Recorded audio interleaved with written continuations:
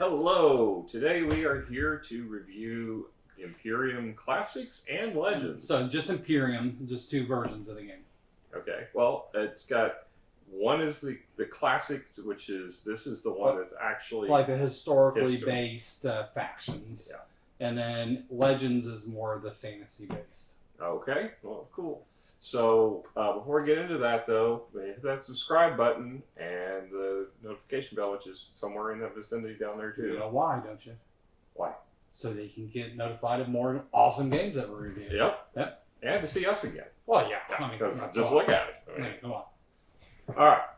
No, I can't do that. I'm going to fall off. So, as far as this game, what are the stats on it? All right, so this is a relatively new game. It came out this year in 2021. It plays 1 to 4. Pretty good score on BGG, 8.0. Designed by Nigel Buckle and David Turtzi, and art by Mihalo Dimitrievsky, or Miko for short.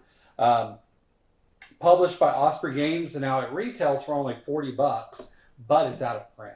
Yeah, it's super hot game. It came out already out of print. It's already out of print. So I've been seeing prices on Board Game Geek for $80 and more. Wow. For each copy. So just for one. Was this a Kickstarter? Or? It is not. Okay. Oh. So it just came out, and it's just so hot it's sold out. All right, well, let's get into the quality of pieces for this. So you've got mostly cards with a little bit of cardboard as far as tokens go. As far as the card quality... they're shiny. There's no linen finish. It's decent stock, though. It's a decent thickness.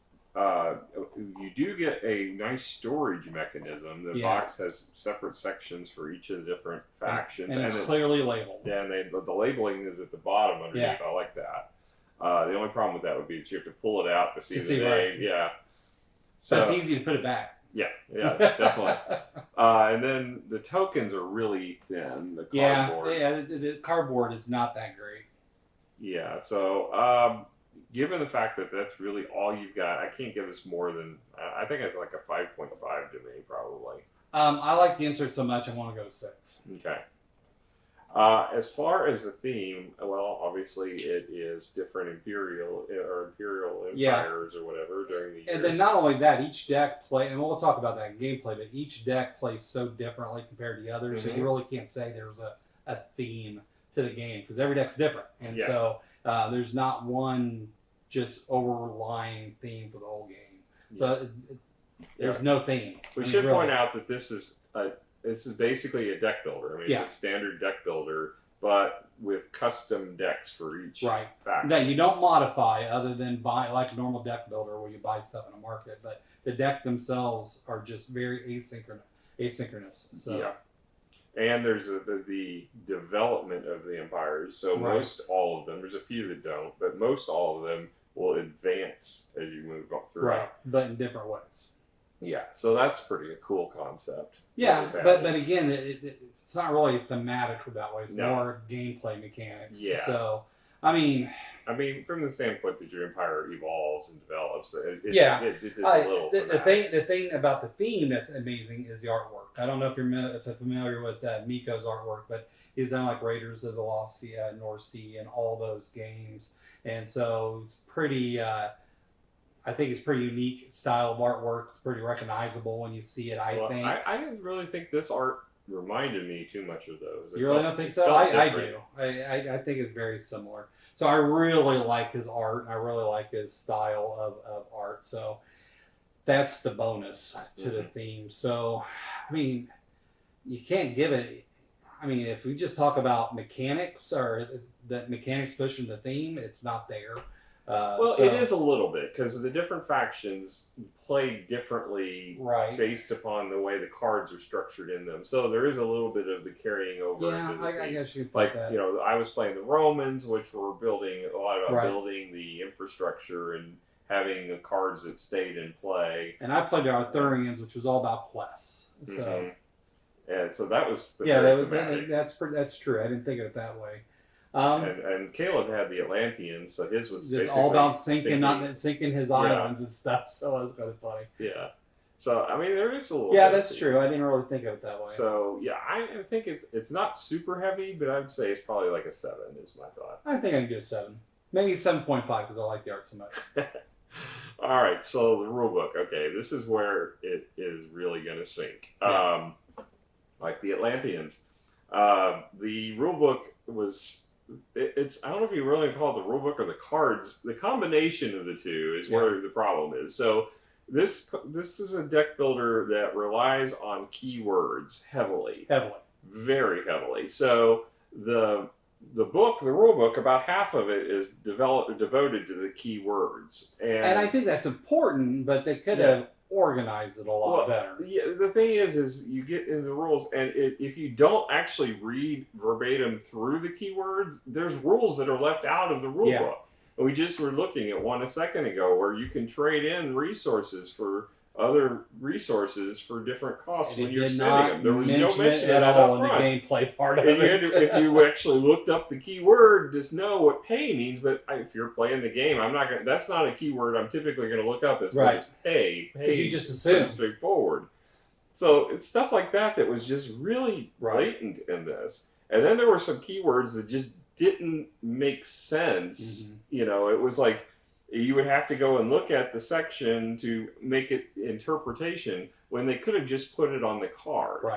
You know, it's very frustrating. I know there's space concerns, but if nothing else, have a cheat sheet that is like a one-pager that everybody can have in front of them instead of having a whole book of keywords. And the thing that did help is that because each box is a separate game, I guess you could say, the rule books is exactly the same and it's written exactly the same. So it doesn't matter which one you get the same rule books. And you get a solo rule book as well as just a normal one. So on the back is a cheat sheet. So if you have both copies, plays 1 to 4, everybody gets a cheat sheet. But the cheat sheet doesn't have any of the keywords. But yeah, the cheat sheet's just gameplay. Yeah. It's got nothing to do with mechanics. So we really struggled early on in this game trying to understand what everything was. I think about halfway it clicked, I think, and we didn't really need to do a whole lot more of looking stuff up because we were just used to our decks by then. Yeah, and the frustrating thing was most of it is common things that you find in deck builders. So it wasn't like the terminology was like that difficult. You know, the only things that were kind of different was the fact that you had the curse cards, if you will, the unrest cards in this were underneath certain cards. When you claimed them from the deck, you had to take them.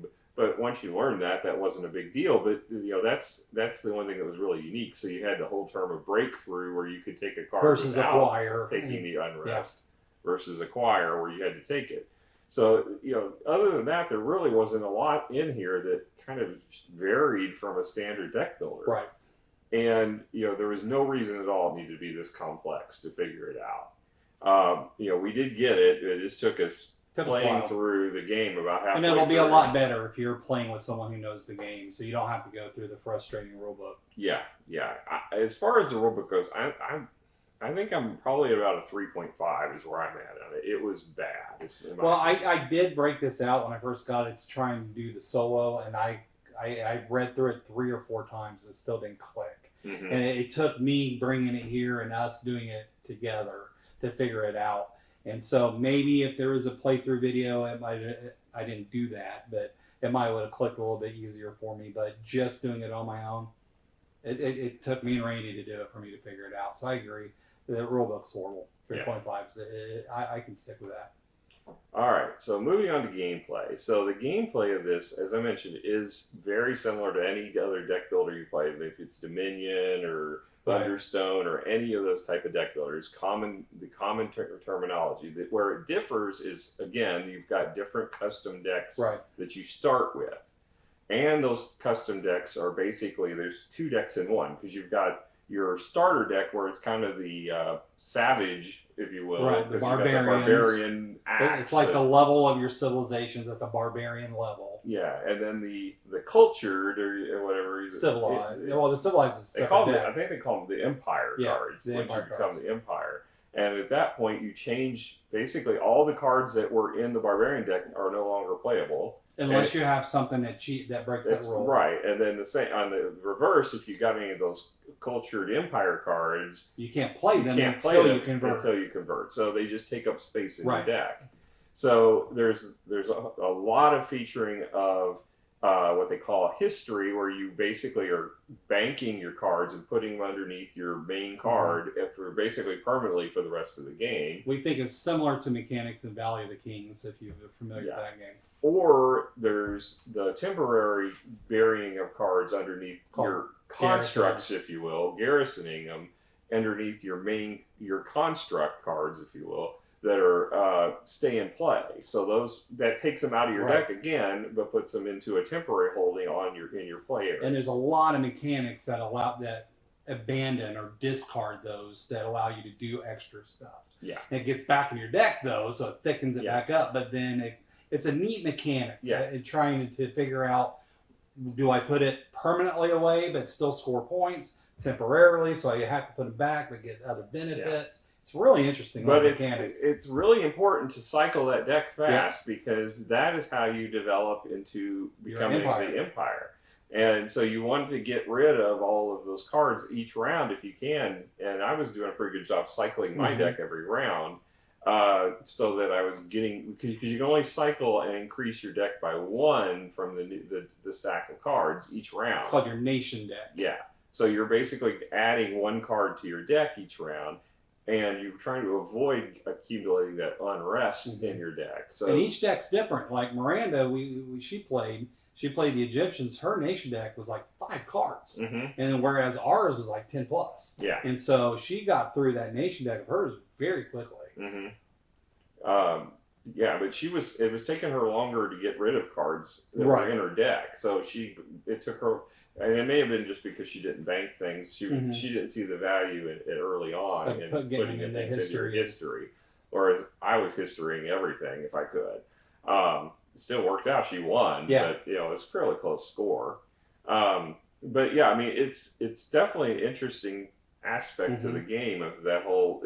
I've seen a lot of deck builders that utilize trashing cards or getting them out of your deck in other ways. This one, it almost like that was the key of the game, is focusing you on doing that. And I don't know if that's going to vary from deck to deck. It didn't seem like it did for any of ours. Well, mine didn't develop the same as your guys's. Mine developed through quests, and so I never got from that barbarian to the Empire. I never did, because I couldn't. There was no way for me to do that. But there were cards that I could play Empire cards if I did special things.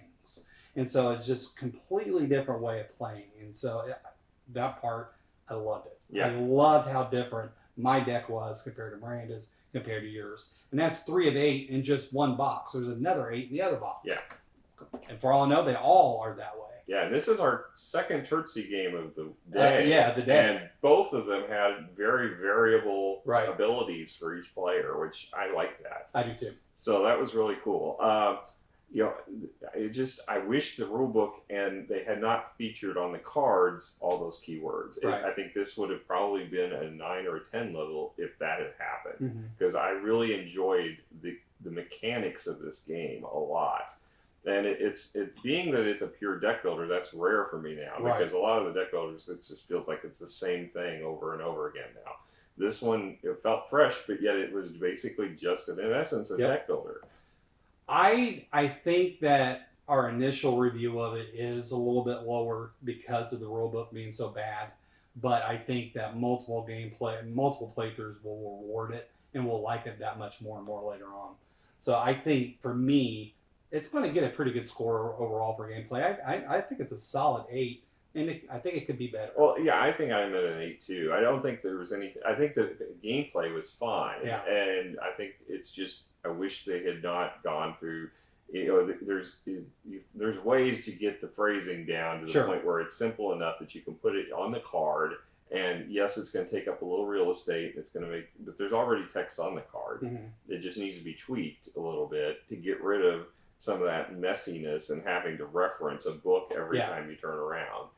I just think it was kind of a quick way out when they were trying to write the rule book. Maybe, but at the same time, you got to think if they intentionally developed each deck so differently from the other decks, there's probably going to need all that text that you need in the rulebook. Because that way you get all the mechanics. Even if not, it's still put a cheat sheet for everybody. Yeah, I agree. I think a cheat sheet would have made a big difference. And taking out just the keyword cheat sheet. Yeah, keywords fine. To take out the rules that right. cryptic that were still within each of the. But a two-sided carrot-sized card, I think, would have probably been good enough to get all those the mechanic words in there. Yeah. So that you could get it down. Because I mean, like the keyword of pay could have gone away entirely if you just said you could exchange rate for these. And not that I would have done that, but that would have been good to know. Yeah, it would have been good to know during the gameplay instead of having it buried in the keyword section. Yeah. I agree. So I think 8 is a perfectly fine score for the gameplay of this. If you take away from all of that other stuff. Yeah, I mean, we had a great time playing this game. It was a lot of fun. I think we liked it more and more. Definitely more than Caleb. Yeah. Caleb wasn't. Miranda said she enjoyed it. Yeah, I think so too. Caleb wasn't too impressed with the Atlanteans, but maybe that wasn't his play style, and I think maybe a different deck would have suited him a little bit more. Yeah, well, I didn't feel too much sympathy for him after he slaughtered us in the. Oh yeah, I didn't say I felt bad for him. I just think that maybe that's why you care for it. Yeah.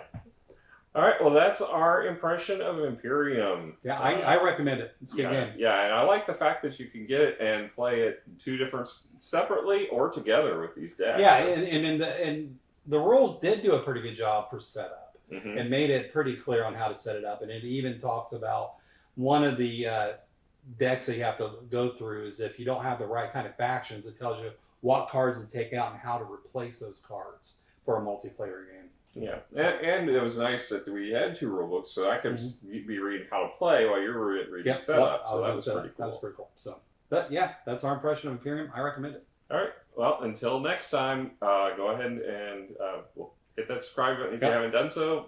Last chance before we get in the video. And we'll see you next time. Maybe at Gen Con. Hopefully at Gen Con. Yeah, we're going to be up there. If you want to look up, we'll be wearing our stylish Nerdvana shirts, which you can also earn by playing us in a game and winning while you're there, as long as we're still supplies last. That's we right. have a lot of them. But we'll be up there. We'll be hanging out at the JW on the lobby on the second floor. Somewhere, most likely. We're there every night. Yep, we'll be there Wednesday night, Thursday night. I know we'll be both there. We got a big game night on Friday, but even after that, we'll probably find something. Yeah, we'll find something up there. Yeah. So hopefully you can meet up with us, and we'd love to get to get to know you and meet you. All right, bye. Bye.